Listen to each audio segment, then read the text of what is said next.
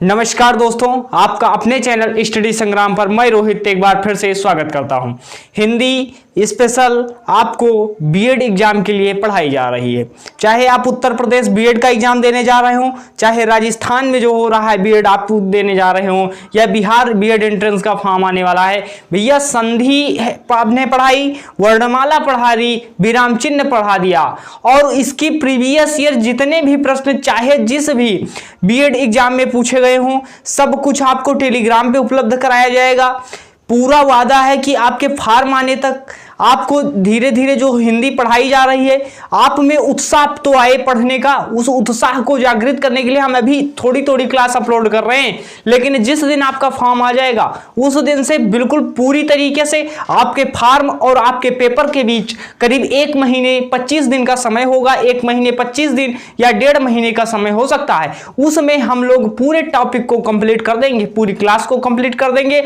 और अभी रीजनिंग की क्लास हमने पूर्ण रूप से शुरू नहीं की, हमने डेमो क्लास दी है, उसे भी आप देख सकते हैं। और रीजनिंग और आज की आपकी समझ लीजिए कौन सी 3rd क्लास हो सकती है, समास की 4th क्लास है समास की। और समास या आपको इसके बाद कहीं भी पढ़ने की शायद जरूरत ना पड़े, ये मेरा आंकड़ा बता रहा है। क्योंकि 200 से 250 प्रश्न हल करने के बाद किस में कौन सी दिक्कत आ सकती है, किस प्रश्न में कौन सा आखिर गलती हो सकती है, उस सब को देखने के बाद इस क्लास को बनाया गया है। तो पूरी क्लास आपको देखकर जरूर जाइएगा। चलिए अपने शुरू करते हैं अपनी समास की क्लास को, आपको बिल्कुल समझ में आएगा समास आखिर क्या है और कैसे है। तो समास है सर, समास क्या है आखिर? तो आपकी बुक में परिभाषा मिलती होगी 2 या 2 से अधिक, 2 या 2 से अधिक शब्दों के मेल को समास कहते हैं। 2 या 2 से अधिक शब्दों के मेल को से बने नवीन सार्थक व शब्दों को सर समास कहते हैं। समझ में आया? नहीं आया होगा क्योंकि आपने बुक पढ़ी होगी। कहेंगे सर दे तो बुक का छाप लाए, बुक पढ़ना होता तो हम पढ़ सकते थे, पर बुक नहीं, आपको थ्योरी पढ़ाई जा रही है, समझा समझा के पढ़ाया जाएगा।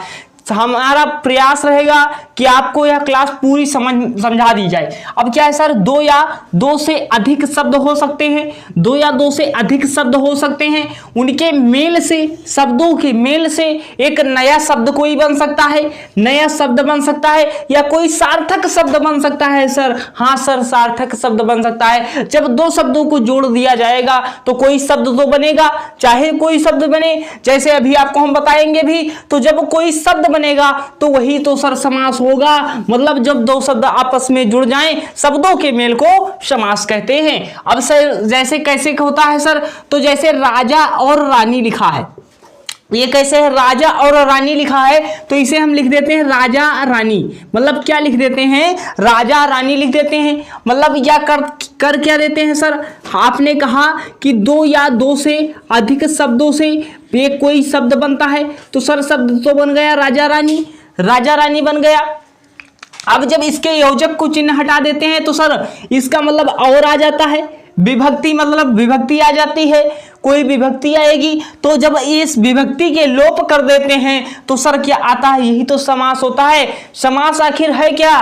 तो सर समास क्या है? संक्षेपीकरण है। समास का अर्थ आपके बीएड एग्जाम में पूछा गया है, वीडियो एग्जाम में, वीडियो 2018 में पूछा गया कि समास का सर अर्थ क्या है? तो समास का अर्थ संक्षेप होता है या संक्षेपीकरण होता है, संक्षेप कहा जाता है। तो इसे हम क्या कह सकते हैं सर? हाथ से लिखित। एक मान लीजिए कोई शब्द आपको मिलता है सर हाथ से लिखित, तो इसका सर शब्द क्या बनता है? हस्तलिखित ये हो जाता है। अब जब यह हस्तलिखित होगा तो आप क्या ऐसे करेंगे? जैसे हाथ से लिखित था तो ये विभक्ति का लोप हो जाता है। जब विभक्ति का लोप होता है सर तो ये हस्तलिखित हो जाता है। ये कैसे, कौन सा शब्द बनेगा सर? हस्तलिखित बनेगा।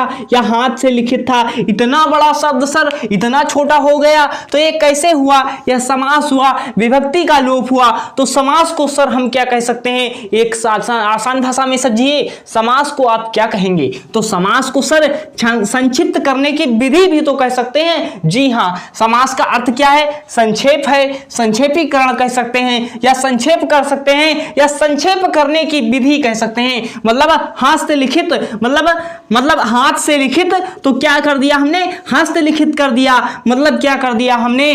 जो है विभक्ति का लोप कर दिया। मतलब जब समास को को हम इकट्ठा करते हैं, मतलब संक्षिप्त करते हैं, तो विभक्ति का लोप हो जाता है। जो विभक्ति और थी यहाँ पे और उससे थी। तो सर आपने बताया कि आखिर हम इससे क्या कह सकते हैं सर, इसे एक परिभाषा और क्या दे सकते हैं। हमारी परिभाषा आप लिख लीजिए, नोट कर लीजिए कि दो या दो से अधिक शब्दों के मेल को सर समास कहते हैं। ये इतनी बड़ी परिभाषा आपकी बुक में दी थी, पर हमने इसे बिल्कुल छोटी कर दिया कि दो या दो से अधिक शब्दों के मेल को सर समास कहते हैं। तो सर आपने संधि जब पढ़ाया था, आपके प्रश्न आएगा कि सर आपने संधि पढ़ाया था, संधि में बताया था कि दो कुछ मेल, उसमें भी बताया था कि दो वर्डों के मेल को सर संधि कहते हैं। पर यहाँ पे भैया वर्ड था, यहाँ पे क्या है संधि, यहाँ पे क्या है शब्द है। यहाँ पे ध्यान दीजिएगा कि संधि किसे कहते हैं, संधि आखिर क्या है। तो संधि आप बिल्कुल कंफ्यूज मत होना, दो निकटवर्ती वर्डों के मेल को सर संधि कहते हैं, जबकि दो या दो से अधिक शब्दों के मेल को समास कहते हैं। समास क्या होता है सर, शब्दों का मेल होता है, मतलब हाथ से लिखित, मतलब क्या हो जाता है सर, हस्तलिखित हो जाता है। जबकि संधि क्या होता है, दो निकटवर्ती वर्डों के मेल को सर संधि कहते हैं। मतलब क्या कि दो निकटवर्ती वर्ड होते हैं। सर वर्ड आपने संधि की क्लास देखी, नहीं देखी तो आप जाइए तुरंत संधि की क्लास देखिए, फिर समास की क्लास देखिए। वैसे अगर आप समास देख लीजिए फिर आप रिवाइज कर सकते हैं, प्लेलिस्ट में हमारी क्लासें पड़ी हुई हैं। अब क्या है, तो सर हिमालय का अगर संधि विच्छेद करेंगे तो क्या होता है, यह भी जानना आपके लिए बहुत जरूरी है सर। मतलब वर्ड कैसे मिल गए, अगर आप पहली बार पढ़ रहे होंगे तो ये वर्ड जैसे है हिमधन आलय, काफी तेज जैसे स्पीड हो सकती है, आप लोग समझ सकते हैं। डबल स्पीड आपको लगाने की जरूरत नहीं पड़ेगी, ये हम आपको विश्वास दिला रहे हैं। हिमधन आलय होता है सर, हिमधन आलय होता है, इसका संधि विच्छेद हो जाता है। इसमें हमने भी बताया भी है, इसमें दीर्घ स्वर संधि हो जाती है। जब आप क्लास देखेंगे तो वहां से भी क्लियर हो जाएगा। अब जब क्या है कि हिमधन आलय होता है सर, इसमें आ निकलता है, फिर आ होता है, तब यह जाके क्या बनता है सर, या आ का बन जाता है। तो इसके मेल से जब क्या बनता है, हिमालय हो जाता है सर, हिमालय हो जाता है। तो यही चीज यहां पे सर क्या मिल रहा था, यहां पे वर्ड मिल रहा था, यहां पे क्या मिला, वर्ड मिला। तो वर्डों के मेल को हम संधि कहते हैं, जबकि शब्दों के मेल को क्या कहते हैं, तो शब्दों के मेल को हम क्या कहेंगे, शब्दों के मेल को हम समास कहेंगे। यह चीज आपको बिल्कुल क्रिस्टल क्लियर हो चुकी होगी कि सर शब्दों के मेल को समास कहते हैं, समास कहते हैं। जैसे हाथ से लिखित मतलब हस्तलिखित हो जाता है, और जबकि दो निकटवर्ती वर्डों के मेल को सर संधि कहते हैं। जैसे हिमालय है तो हिमधन आलय हिमालय हो जाता है। यह आपको बिल्कुल क्लियर हो गया होगा। सर हमने एक बुक में देखा था कि समास विग्रह होता है, यह आपके मन में प्रश्न बन रहा होगा। सुनिए, अब समास विग्रह क्या है सर, समास विग्रह आप जान लीजिए कि समास के पदों को अलग करना। मतलब क्या है कि समास के पदों को अगर आप अलग कर देते हैं तो वह समास विग्रह हो जाता है। यह कैसे होता है सर, मतलब मान लीजिए आपको कोई शब्द दिया हुआ है कि हस्तलिखित दिया गया था, हस्तलिखित दिया गया था, आपने इसका क्या कर दिया, पदों से अलग कर दिया। मतलब हस्त में हाथ होता है, यह चीज बताया जाएगा, सबको धीरे धीरे पढ़ाया जा रहा है। हस्त मतलब हाथ होता है, मतलब हाथ से लिखित हो जाता है। जब हाथ से लिखित किया तो क्या यहाँ पे था कि समस्त पदों को, समास के पदों को अलग करना ही तो समास विग्रह होता है। तो हमने सर अलग कर दिया तो यह क्या है, यह समास विग्रह हो जाता है। मतलब क्या है, हमने विग्रह कर दिया, मतलब क्या है, समासिक शब्दों के बीच संबंध प्रकट कर दिया। मतलब अगर संबंध प्रकट हो रहा हो, मतलब हस्तलिखित लिखा था, हमने कहा हाथ द्वारा लिखित या हस्तलिखित कर दिया सर, तो क्या होता है सर, यह जो होता है आपका, यह समास के पदों को अलग कर देना या समास के बीच संबंध स्थापित कर देना, यही तो सर समास विग्रह होता है। बिल्कुल आपको क्लियर हो गया होगा कि समास विग्रह तो ये हो जाता है। पर हमने एक आपसे शब्द सुना कि समस्त पद बुक में मिल जाता है। सर समस्त पद क्या होता है, तो समास में जो होता है सर समस्त पद कैसे होगा, तो समस्त पद आप जान लीजिए, समास में दो ही शब्द होते हैं। हमने आपको बताया कि दो दो शब्दों के मेल से बने नवीन शब्दों को दो या दो से अधिक भी हो सकते हैं मतलब दो शब्द होंगे, दो शब्द तो कम से कम होंगे ही, तभी तो समास बनेगा।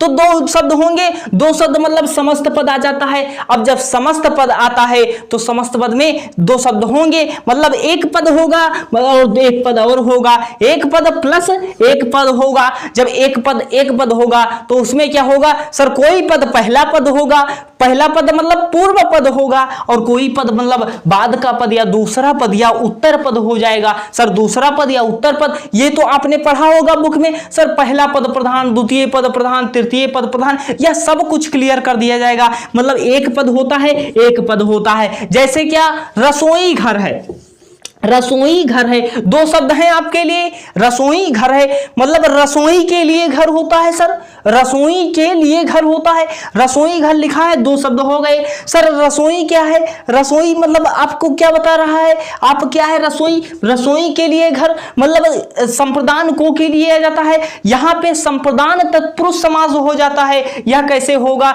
यह अभी बताया जाएगा, इसी क्लास में आपको बताया जाएगा। तो सर यह रसोई के लिए घर है, तो आखिर कैसे हुआ, तो सर रसोई सर क्या हुआ, एक पद हो गया, और घर क्या हो गया, दूसरा पद हो गया। तो इसी तरह कई, अब हम लोग देखेंगे कि समास जो हैं कितने प्रकार के होते हैं। तो समास आपके 6 प्रकार के होते हैं। आपके एग्जाम में बार बार पूछा जाता है कि समास कितने प्रकार के होते हैं, तो आपके एग्जाम में अभी तक पूछा गया, तो आपके एग्जाम में जो आंसर माना गया है वह 6 माना गया है, 6 मतलब माना गया। तो आखिर वह कौन से 6 समास होते हैं और कैसे आप प्रश्न का उत्तर देंगे उसे जानेंगे। तो सर समास क्या कितने प्रकार के होते हैं, तो 6 प्रकार के होते हैं, आपको आंसर लगाना है। कुछ लोग 4 भी मानते होंगे। तो जब तत्पुरुष समास जो होता है, तो तत्पुरुष समास जैसे आप मान लीजिए तत्पुरुष समास, तो तत्पुरुष समास के पार्ट जो है दुग और कर्मधारय को मान लेते हैं, तब वो लोग 4 मान लेते हैं। तो चलिए हम पहले 6 समास को पूरे विधिवत ढंग से पढ़ेंगे। 6 नहीं, हमने यहाँ पे 5 लिखे हैं। तो इसकी ट्रिक सर कैसे याद करेंगे कि आखिर कौन सा सर समास है, कैसे समास है, कितने प्रकार के। तो सर 6 प्रकार तो हम अभी याद नहीं कर पाएंगे, मतलब आप अभी नए हैं या पुराने हैं, याद होंगे, आप लोग नहीं जान पाते होंगे कि कौन सा सर समास होगा, तो इसे आप जानने का प्रयास करेंगे। एक ट्रिक याद कर लीजिए अगर आप नए हैं कि अब तो दादा काम हो गया, मतलब काम हो गया या काम हो गया, मतलब हो गया का मतलब कोई अर्थ यहाँ पे नहीं होगा। अब तो दादा काम हो गया, मतलब आ से क्या होता है सर, आ से अव्ययी भाव समास हो जाता है, बाह से क्या होता है बहुब्रीहि समास हो जाता है, ता से क्या होता है सर तत्पुरुष समास हो जाता है, दादा मतलब दा से द्वंद्व समास, दा से दुग समास हो जाता है, और सर काम मतलब क्या होता है, कर्म मतलब काम होता है, और काम क्या कर्मधारय समास हो जाता है। यह आपको बिल्कुल क्लियर हो जाना चाहिए कि अब तो दादा काम हो गया, मतलब आ से अव्ययी भाव समास, बा से बहुब्रीहि समास, और ता से तत्पुरुष समास, द से दुग समास या द्वंद्व समास, दोनों दादा हो सकते हैं। तो दगु समास, द्वंद्व समास, और काम मतलब कर्म होता है सर, तो क्या होता है मतलब काम या मतलब कर्म समास मतलब कर्मधारय समास हो जाता है। तो ये 6 आपको बिल्कुल क्लियर हो जाने चाहिए। अब कैसे पहचानेंगे सर, पहला पद प्रधान है, आखिर किस शब्द में कौन सा समास है उसे हम जानने का प्रयास करेंगे। अब इससे आप जानिए कि अव्ययी भाव समास क्या होता है। अव्ययी भाव समास आप कैसे आंसर देंगे, आपको कंफ्यूजन यहाँ नहीं होता होगा।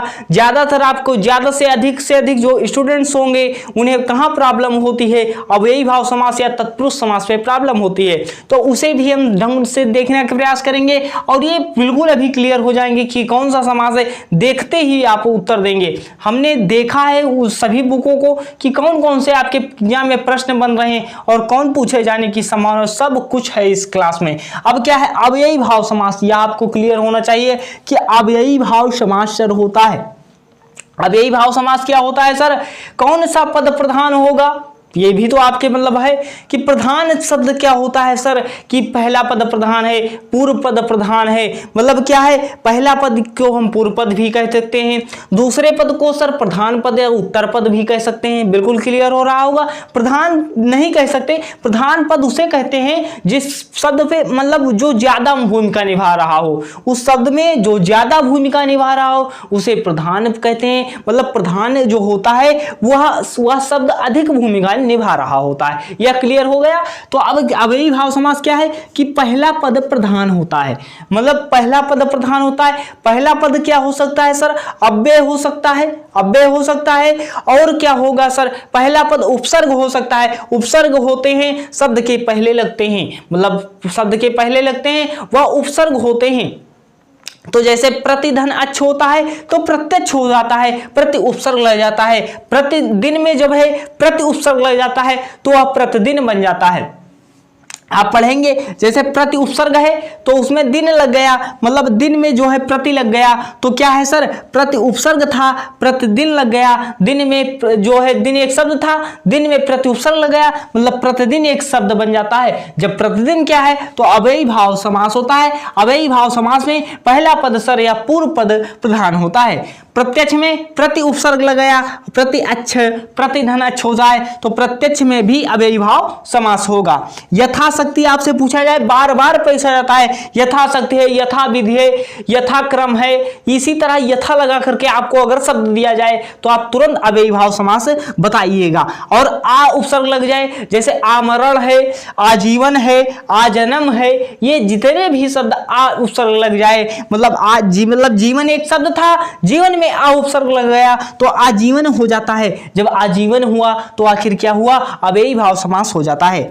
आ उपसर्ग लगा, फिर आ उपसर्ग लगता है, फिर जन्म में उपसर्ग आ लगता है, तब क्या बन जाता है सर, तो यह बन जाता है अव्ययी भाव समास बन जाता है। भर पेट मतलब पेट भर हो जाता है, तो यह भर पेट या बार बार आपसे पूछा जाता है, यह स्पेशल क्वेश्चन है कि भर पेट में का सर कौन सा समास है, तो भर पेट में मतलब पेट भर होता है तो यह अव्ययी भाव समास हो जाता है। जैसे कोई शब्द है बगैर आवृत्ति के, मतलब बगैर योजक चिन्ह के, बगैर योजक चिन्ह के आ जाए, जैसा यही चीज जो लिखा था दिन दिन लिखा होता, दिन दिन लिखा होता, तब तो यह द्वंद्व समास हो जाता है क्योंकि इसमें योजक चिन्ह लगा है। अगर इसी में योजक चिन्ह हटा दिया जाता है तब कौन सा शब्द लिखा जाता है, तब लिखा जाता है दिनों दिन लिखा जाता है। जब दिनों दिन लिखा जाए तो सर क्या होता है सर, अव्ययी भाव समास हो जाता है। जबकि दिन दिन लिखा जाए, अगर दिन दिन लिखा गया है तो वह द्वंद्व समास होगा क्योंकि अलग अलग लिखा गया है और योजक चिन्ह को लगा दिया गया है। यह चीज आपको बिल्कुल, जैसे रात रात लिखा है तो वह द्वंद्व समास है, जबकि रातों रात लिख गया तो क्या हो जाता है, वह अव्ययी भाव समास हो जाता है। यह आपको बिल्कुल क्लियर हो गया होगा। प्रतिदिन है, प्रत्यक्ष है, प्रति उपसर्ग लग जाए तो अव्ययी भाव है, आ उपसर्ग लग जाए अव्ययी भाव है, यथा उपसर्ग लग जाए अव्ययी भाव है। तो मतलब इसमें क्या है, प्रतिदिन है, प्रत्यक्ष है और मतलब प्रत्यय भी आपको दे सकता है और आजीवन दे सकता है, आजन्म दे सकता है, भरपेट दे सकता है। तो यह अव्ययी भाव समास होते हैं। लिख लीजिएगा या भी स्क्रीनशॉट ले लीजिएगा, बिल्कुल क्लियर हो जाएगा। तो अव्ययी भाव समास पहला समास हो गया। द्वंद्व समास क्या होता है सर, बिल्कुल आसान, सबसे सरल समास। अगर इसको नहीं कर पाए तो भैया क्या करेंगे, सबसे सरल समास है। द्वंद्व समास क्या होता है सर, उत्तर पद प्रधान होता है, मतलब द्वितीय पद प्रधान होता है, दूसरा पद प्रधान होता है, या लिख सकते हैं दूसरा पद प्रधान होता है, दूसरा पद प्रधान होता है इसमें। अब दूसरा पद प्रधान लिखिए, दूसरा पद या उत्तर पद प्रधान होता है। अब दूसरा पद प्रधान होता है सर, चार राहों का समूह, मतलब चार राहों की राह हो सकती है, चौराहा हो गया, नवरत्न, नवरत्नों का समूह हो सकता है, नवरत्न हो जाता है, सात ऋषियों के समूह हो सकते हैं तो सप्त ऋषि हो जाता है, त्रिभुवन है, नौ ग्रहों है और सप्ताह है, मतलब 7 दिनों का समूह हो सकता है, या 7 दिन है जिसमें दोपहर है, दोपहरों का समूह है, नवरात्र है, नवरात्रों का समूह है। नहीं समझ में आया तो सुनिए, पहला शब्द जब संख्यावाची हो, मतलब पहला शब्द अगर संख्या में दिख रहा हो, 0 से 9 तक दिख रहा हो, कुछ दिख रहा हो, अगर संख्या दिख रही है, कुछ आप दिख रहा है, संख्या दिख रही है, फटाक से दुग्ध समास लगाइए। अगर दुग्ध समास दिया गया हो, जैसे चौराहा है मतलब 4 है, 4 दिख रहा है, नवरत्न मतलब 9 दिख रहा है, सप्त मतलब 7 दिख रहा है, त्रिभुवन मतलब 3 दिख रहा है, सर 9 मतलब 9 दिख रहा है, सप्ताह मतलब 7 दिख रहा है, दोपहर मतलब 2 दिख रहा है, नवरात्र मतलब 9 दिख रहा है। तो जितने में अगर पहला शब्द संख्या मिल जाए तो वह क्या होता है सर, वह द्विगु समास हो जाता है। आपको बिल्कुल क्लियर हो जाना चाहिए कि चौराहा है, नवरत्न है, सप्तऋषि है, त्रिभुवन है, नवग्रह है, सप्ताह है, दोपहर है, नवरात्र है। जितने में अगर पहला शब्द संख्यावाची दिखे उसमें क्या करना है, द्विगु समास कर देना है। सबसे पहले आपको देखना है द्विगु समास देखना है। अभी कुछ चीजें अपवाद स्वरूप आपको बताएंगे कि कैसे आप बहुब्रीहि समास और द्विगु समास में अंतर समझ लेंगे। कहीं कहीं बहुब्रीहि समास और द्विगु समास में आप अंतर नहीं जान पाएंगे तो उसे भी आप जानेंगे। तो यहाँ पे आपको बिल्कुल क्लियर होना चाहिए कि पहला शब्द अगर संख्यावाची आ रहा है तो मतलब संख्या का शब्द है तो वह द्विगु समास हो जाएगा। और इसमें क्या होता है, दूसरा पद या उत्तर पद प्रधान होता है। द्वंद्व समास पढ़ेंगे, यह भी बिल्कुल सरल समास है, आप दे सकते हैं। मतलब दोनों पद इसमें प्रधान होते हैं। सर दोनों पद प्रधान कैसे, जैसे माता और पिता, माता पिता योजक चिन्ह को अगर हटा दिया जाए तो क्या होता है, और रूप ले लेता है, या का रूप ले लेता है। मतलब अगर वो योजक चिन्ह हटाया जाए तो क्या है, माता और पिता, सुख और दुख, भाई और बहन, लाभ या हानि हो सकता है, अमीर और गरीब हो सकता है। तो क्या है सर, योजक चिन्ह लगा होता है। सबसे पहला डिफरेंस पहचानने का तरीका। और क्या होता है सर, यह विलोम शब्द हो सकते हैं। जी हाँ, विलोम शब्द कैसे सर, जय है और पराजय हो सकता है। जय होती है, जय होती है, और क्या होती है, विजय होती है। जय विजय एक ही चीज होती है और जय और पराजय अलग अलग हो जाता है। मतलब विलोम शब्द भी हो सकता है। अमीर गरीब मतलब अमीर है और गरीब है, मतलब अलग अलग शब्द विलोम शब्द हो सकता है। सुख है दुख है, विलोम शब्द हो सकता है। दोनों पद प्रधान है, मतलब सुख भी दुख भी प्रधान है, भाई भी प्रधान है, बहन भी प्रधान है। तो इसमें क्या है कि दोनों पद प्रधान होते हैं। इसमें आप याद कर सकते हैं कि जैसे योजक चिन्ह लगा हो तो आप तुरंत द्वंद्व समास आपको करके आना है कि माता पिता, सुख दुख, भाई बहन, और ये देखिए योजक चिन्ह है, इसका अर्थ क्या होता है, और है या है, इसका अर्थ हो जाता है। तो ये आपको बिल्कुल क्लियर हो जाना चाहिए कि माता पिता, सुख दुख, भाई बहन और लाभ हानि, जय पराजय, ये भी अगर कुछ भी अगर आपको मिल जाता है तो आपको तुरंत द्वंद्व समास लगा के चले आना है। अब बात करेंगे कर्मधारय समास की। जो कर्मधारय समास आपका बिल्कुल इंपॉर्टेंट है। यहां में आप कंफ्यूजन हो सकते हैं, मतलब कंफ्यूज हो सकते हैं कि आखिर आप कौन सा उत्तर दें, कंफ्यूज हो जाते हैं। कर्मधारय समास यूपी बीएड एग्जाम में 2 बार पूछा गया है। कर्मधारय समास, अब कर्मधारय समास क्या होता है सर, यह विशेषण व विशेष्य वाला समास होता है। अब आपको विशेषण व विशेष्य भी बताना पड़ेगा। जी हाँ, क्योंकि आपने विशेषण विशेष्य शायद ना पढ़ा हो। तो विशेषण क्या होता है सर, जो संज्ञा या सर्वनाम की विशेषता बताते हैं। मतलब राम अच्छा लड़का है तो राम सर क्या है, मतलब राम अच्छा लड़का है, राम अच्छा लड़का है तो राम के बारे में विशेषता बताई जा रही है। राम क्या है, यह संज्ञा हो जाता है। जब राम के बारे में विशेषता बताई जाती है तो वह क्या होता है सर, विशेषण होता है। जब संज्ञा सर्वनाम की विशेषता बता दी जाती है तो वह विशेषण होता है। मतलब राम अच्छा लड़का है तो अच्छा विशेषण हो जाता है। तो राम क्या है सर, जब मतलब जिसके बारे में विशेषता बताई जा रही हो वह विशेष से होता है, और जो विशेषता बताई जा रही हो मतलब वह क्या होता है, वह विशेषण होता है। राम अच्छा लड़का है तो राम अच्छा लड़का क्या होता है, अच्छा लड़का, अच्छा मतलब विशेषण हो जाता है, और राम क्या हो जाता है, विशेष हो जाता है, जिसके बारे में विशेषता बताई जा रही हो। वही चीज हम देखेंगे। जैसे सर क्या है, लाल मिर्च है तो लाल मिर्च क्या है, लाल क्या है, विशेषण है, और मिर्च क्या है सर, तो मिर्च है मतलब काली मिर्च हो सकती है, मतलब काली मिर्च हो सकती है तो काली है। मिर्च तो एक ही है, मिर्च एक ही है। इसमें भी आपका क्या होता है सर, दूसरा पद या उत्तर पद प्रधान होता है। मतलब क्या, दूसरा पद या उत्तर पद प्रधान होगा। यह चीज अभी आपको फिर रिवाइज करवा देंगे। मतलब क्या है कि जैसे इसमें कर्मधारय समास है तो जो है उत्तर पद प्रधान होता है सर। कर्मधारय मतलब काम वाला रूप होता है, काम जो कर रहा हो। मतलब काली मिर्च, काली का रूप मतलब काली मिर्च हो गया। मतलब कमल नयन, कमल के समान नयन होता है, मतलब तुलना कर रहे हैं। मतलब क्या है सर, विशेषण या विशेष कर रहे हैं। महान है जो जन, मतलब महान है जो जन, मतलब व्यक्ति, जो व्यक्ति है, जो जन है वह महान है, मतलब विशेषण विशेष भी आ रहा है। महान है जो आत्मा, जिस आत्मा के बारे में बताया जा रहा है कि महान है वो आत्मा, तो वह महान है और महान वीर है, तो यह कोई विशेषण या विशेषता बताई जा रही हो, उसमें क्या होगा, कर्मधारय समास होगा। या बिल्कुल नोट कर लीजिए कि कमल नयन, महाजन, लाल मिर्च, काली मिर्च, महान वीर, महात्मा, ये जब सब हैं जो विशेषण विशेष वाले होते हैं वह सभी कर्मधारय समास होते हैं। बीएड एग्जाम 2020 में काली मिर्च जो है आपका पूछा गया है कि काली मिर्च में कौन सा समास है। तो काली मिर्च मतलब मिर्च क्या है, मिर्च एक मतलब एक मिर्च ही है, मतलब उसमें काली मिर्च हो सकती है, लाल मिर्च हो सकती है, हरी मिर्च हो सकती है। मिर्च तो कई प्रकार की हैं, मिर्च है पर कई प्रकार की मिर्च हैं, तो मतलब काली मिर्च है, लाल मिर्च है, तो लाल मिर्च या विशेषता बताई जा रही है कि तो लाल मिर्च है और ये काली मिर्च है। तो विशेषण विशेष वाले समास जितने होंगे, और ये बिल्कुल नोट कर लीजिए आप कि महात्मा में सर पूछा जाएगा कि महात्मा में कौन सा समास है, कर्मधारय समास हो जाएगा। महान वीर में कौन सा समास है, कर्मधारय समास हो जाएगा। काली मिर्च में कौन सा समास है, कर्मधारय समास हो जाएगा। लाल मिर्च में कर्मधारय समास और कमल नयन में कर्मधारय समास, महाजन में कमल नयन और महाजन में कर्मधारय समास और उत्तर पद प्रधान होता है। बहुब्रीहि समास में क्या होता है, कोई पद प्रधान नहीं होता, कोई पद का मतलब कोई भूमिका नहीं होती, जबकि तीसरा पद उत्तर दे रहा होता है या तीसरे पद की भूमिका दे रहा होता है। हमने बताया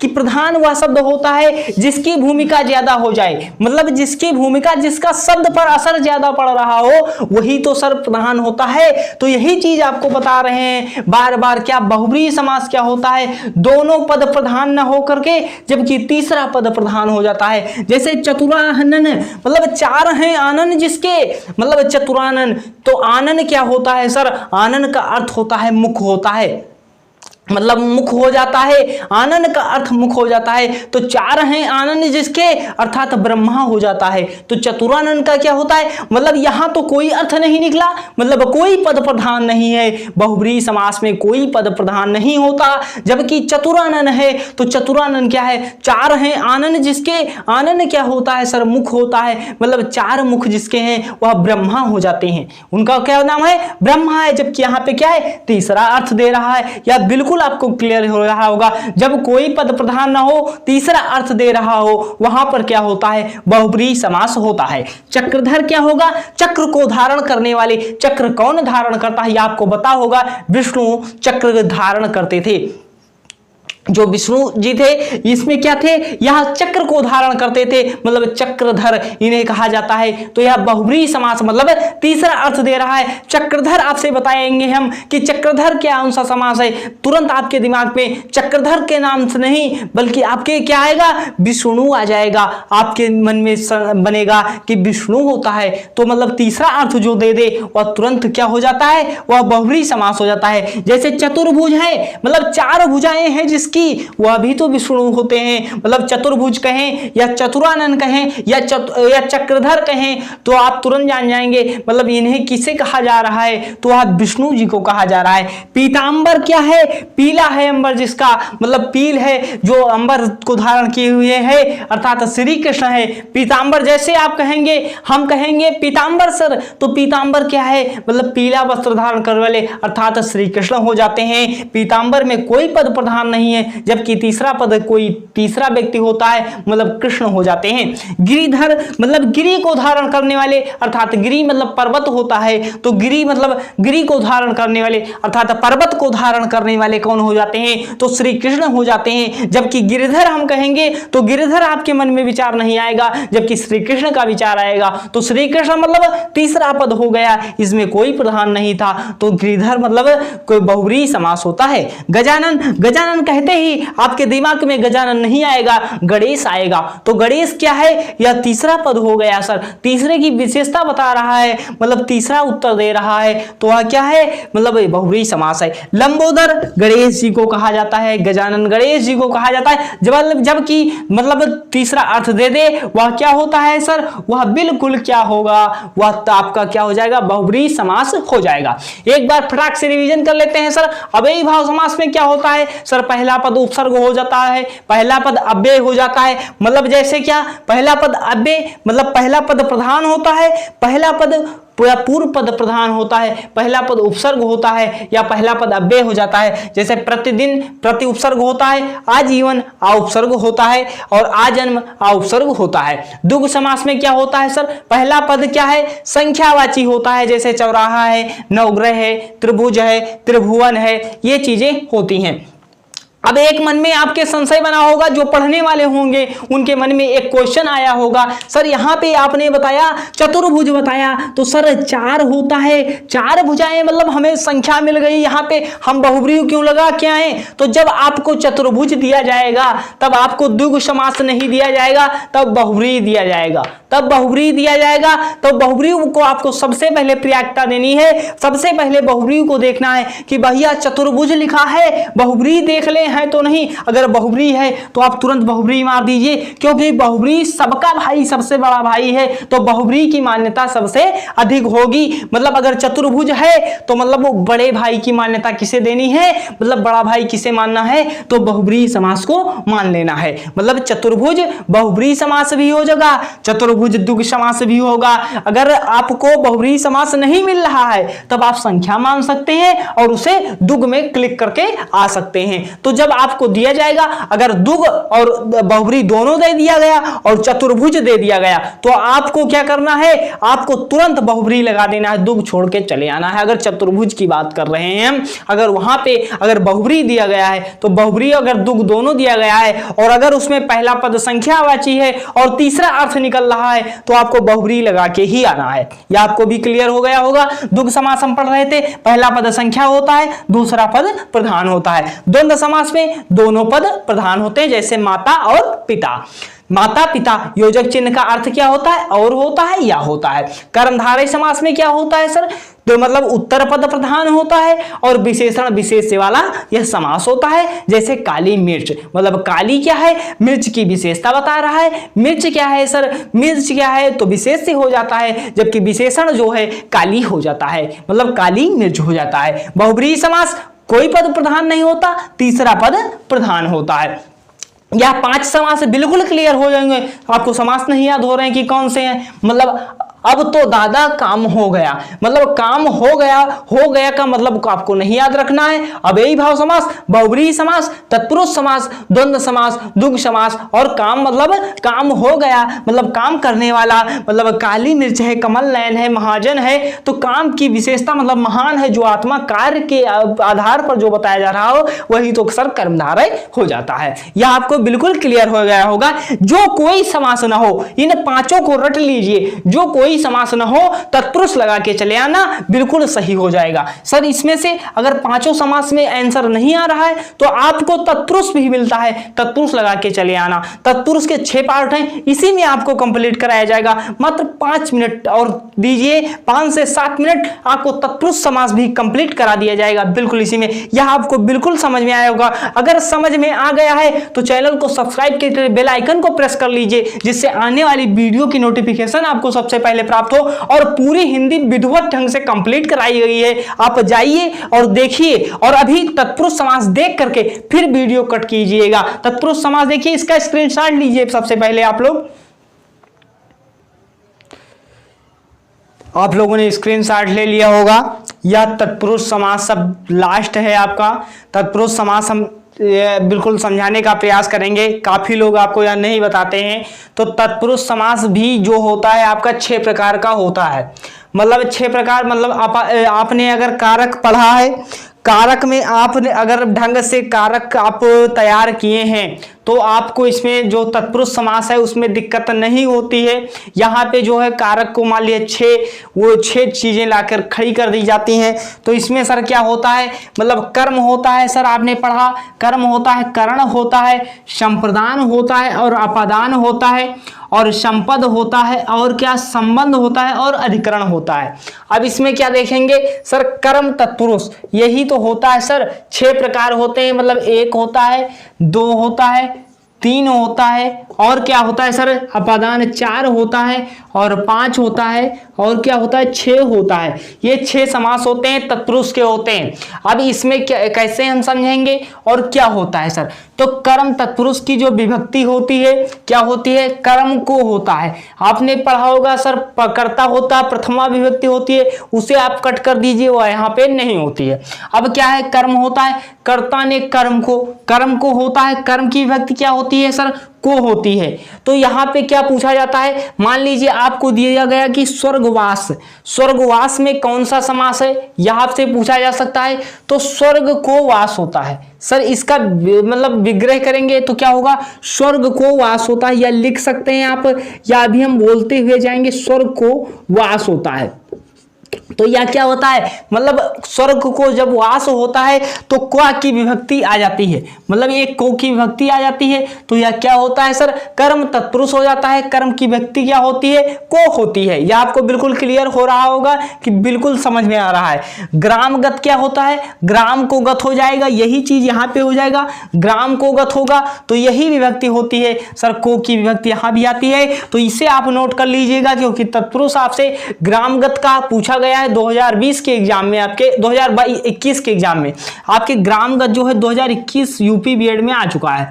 तो ग्रामगत है मतलब ग्राम को गत, मतलब ग्राम को गत होता है, ग्राम को जाने वाला गत, ये सिस्टम हो सकता है। शरणागत मतलब शरण को गत, शरण को आगत, शरणगत हो, शरणागत होता है, शरण को आगत होता है, ग्राम को गत होता है, तो मतलब कर्म की विभक्ति को होती है। करण की विभक्ति क्या होती है, करण के द्वारा, से द्वारा होता है, से विभक्ति होगी या द्वारा विभक्ति होगी, मतलब क्या है, रेखांकित होता है। मतलब अब जैसे रेखांकित आपको होता है तो रेखा से सर से विभक्ति होती है। से विभक्ति कैसी होती है सर, करण तत्पुरुष होता है तो रेखा से अंकित हो जाता है, तो रेखा सर रेखा से अंकित, मतलब रेखा आप लिख लीजिए इसे, रेखा से अंकित होता है। अब जब रेखा से यह अंकित होगा तो सर क्या है, इसमें सा विभक्ति का लोप हो जाता है, मतलब से, तो रेखा से जब होता है तो से ही तो होता है, मतलब करण से, मतलब करण तत्पुरुष हो जाता है। तो रेखांकित चाहे पूछा जाए, चाहे हस्तलिखित पूछा जाए, हाथ से लिखा या हाथ से लिखित, हाथ से लिखित लिखा जा सकता है, तो यहाँ पे भी से की विभक्ति का लोप हो जाता है, हस्तलिखित हो जाता है। रेलगाड़ी मतलब रेल की गाड़ी, रेल द्वारा गाड़ी चलती है, क्या होता है इसमें आपको बताना है, रेलगाड़ी कर सकते हैं या रेल द्वारा यात्रा कर सकते हैं। यहाँ पे आप क्या कीजिए, रेलगाड़ी नहीं कीजिए, रेल यात्रा कीजिए। वो बैलगाड़ी वाला तो अभी आपको बताएंगे, रेल यात्रा कीजिए। रेल यात्रा क्या है, रेल द्वारा यात्रा होता है सर, रेल द्वारा जब यात्रा होगा तो क्या होता है सर, रेल द्वारा यात्रा, द्वारा की विभक्ति का लोप हो जाता है, रेल द्वारा यात्रा तत्पुरुष मतलब करण तत्पुरुष हो जाएगा। गुण से युक्त होता है सर, करण से तत्पुरुष मतलब करण की विभक्ति क्या होती है सर, से होता है, तो गुण युक्त हो जाता है, गुण से युक्त हो जाता है। यह आपको बिल्कुल क्लियर हो रहा होगा। संप्रदान की विभक्ति क्या होती है, को के लिए होता है सर, संप्रदान के लिए होता है। तो सर क्या है, हवन सामग्री या हवन के लिए सामग्री होता है, या इसकी विभक्ति आप पूरा करेंगे विग्रह तो हवन के लिए सामग्री होता है, तो यहाँ पे क्या होगा, संप्रदान तत्पुरुष हो जाएगा। स्नानाघर में कौन सा समास होगा, स्नान के लिए घर मतलब के लिए आ जाता है, तो संप्रदान तत्पुरुष आपका बिल्कुल क्लियर हो जाएगा। देशभक्ति मतलब देश के लिए भक्ति, तो के लिए आ रहा है, मतलब के लिए तो संप्रदान तत्पुरुष हो जाएगा। छात्रावास होता है तो छात्रों के लिए वास आता है, अगर के लिए आ रहा हो तो संप्रदान तत्पुरुष हो जाएगा। बिल्कुल यह आपको क्लियर हो रहा होगा कि हाँ अब तो यह समझ में आ गया, गलत नहीं होगा आपसे। अगर आपको वीडियो अच्छी लग रही हो तुरंत चैनल को सब्सक्राइब कीजिए और बेल आइकन को प्रेस कर दीजिएगा। अब यहाँ पे हवन सामग्री, स्नानाघर, देशभक्ति और छात्रावास या संप्रदान तत्पुरुष के उदाहरण हो जाते हैं। नोट कर लीजिए, तत्पुरुष समास भले कोई समास ना पूछा जाए, अगर पेपर को टफ बनाना होता है तब तत्पुरुष समास पूछा जाता है और ये पूछा जाएगा। क्योंकि पेपर का लेवल तो बढ़ना ही है। आप इधर उधर से 2-4 क्वेश्चन पढ़ करके आप इसमें अच्छा स्कोर नहीं कर सकते। अभी मान लीजिए समास के 4 प्रश्न डाल दिए जाएं, आप नहीं कर पाएंगे, क्योंकि यहां से एक अगर 4 डाले गए तो 1 से 2 क्वेश्चन यहां तत्पुरुष से जरूर डालेगा। अब अपादान से क्या होता है सर? अपादान आपने पढ़ा होगा कारक में कि अपादान से अलग होना होता है सर। अलग होने का भाव हो रहा हो तो क्या होता है सर? जैसे पदयुचित है, मतलब पद से च्युत कर दिया, मतलब पद से हट गया, ये मतलब ये सेंस निकल रहा है तो पदच्युत हो गया तो अपादान हो गया। ऋण मुक्त मतलब ऋण से मुक्त हो रहा है तो ऋण से मुक्त मतलब ऋण और मुक्त हो रहा है, ऋण से मुक्त हो रहा है मतलब कर्जा से छुट्टी पा रहा है, मतलब तो यह साधारण भाषा में जान सकते हैं। तो ऋण मुक्त हो जाता है। मतलब चोर से भय तो चोर एक तरफ जा रहा है, चोर से अगर डर लग रहा है तो कोई दूर जाएगा, तो चोर से मतलब चोर भय मतलब अलग होने का भाव हो रहा हो तो ऋण से मुक्त चोर से भय या पद से च्युत हो जाता है, मतलब पद से हटाया हुआ।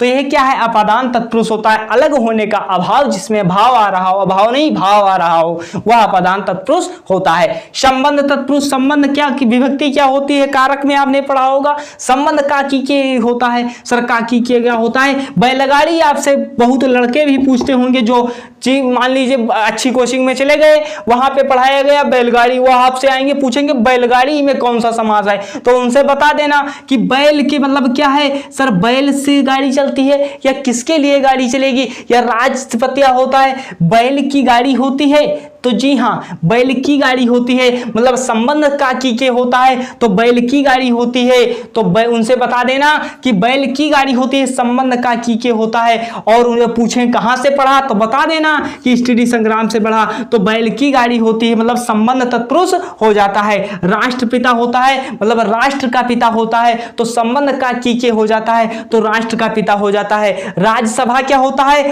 राज की सभा होती है या राजा की सभा होती है, या राजा की सभा होती है तो राज्यसभा होता है। राष्ट्र का पिता मतलब राष्ट्रपिता होता है। बैल की गाड़ी मतलब बैलगाड़ी होती है। घोड़ों की दौड़ घुड़दौड़ होती है, यह भी इंपॉर्टेंट है, यह भी किसी से पूछ सकते हैं।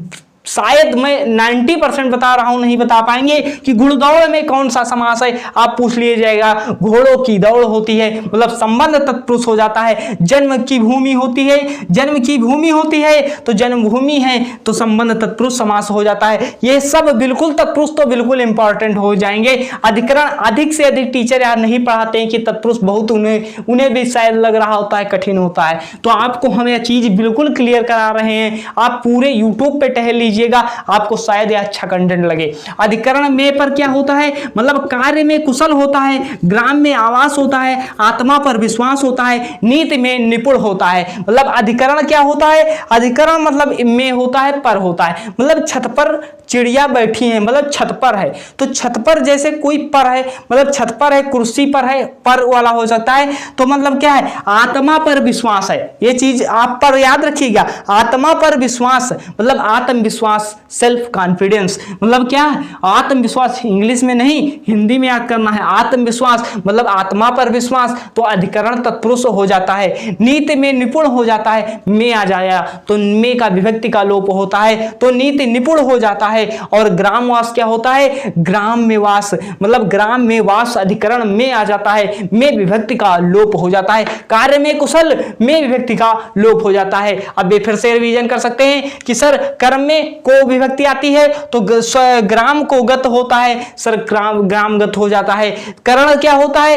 रेखांकित होता है, रेखा से अंकित होता है, या कर्ण के द्वारा होता है, रेखा द्वारा होता है, तो रेखा से अंकित या रेल द्वारा यात्रा होता है, रेल द्वारा यात्रा हो जाता है। संप्रदान के लिए मतलब हवन के लिए सामग्री होता है। तो अपादान क्या होता है सर? अलग होने का भाव, मतलब ऋण से मुक्त हो गया, ऋण मुक्त है तो सर अपादान तत्पुरुष हो जाता है। संबंध तत्पुरुष क्या होता है सर? बैल की गाड़ी, बैलों की गाड़ी होती है, मतलब घोड़ों की दौड़ घुड़दौड़ होता है सर, संबंध तत्पुरुष होता है। अधिकरण क्या होता है सर? ग्राम में वास या आत्मा पर विश्वास, अधिकरण में पर हो जाता है। अब यह वीडियो आपको कैसी लगी यह जरूर बताइएगा। हमने पूरा समास जो आप करीब 3 से 4 घंटे में बड़ी बड़ी क्लासों में पढ़ेंगे, पर वो कंटेंट मात्र मतलब 4 से 5 बुक, 200 से 300 प्रश्न, सबका निचोड़ इस क्लास में 40 मिनट मात्र होंगे, कम से कम होंगे, और आपको क्लास उपलब्ध कराई गई है। यह क्लास आपको कैसी लगी जरूर बताइएगा। अगर क्लास अच्छी लगी हो तुरंत शेयर कर दीजिए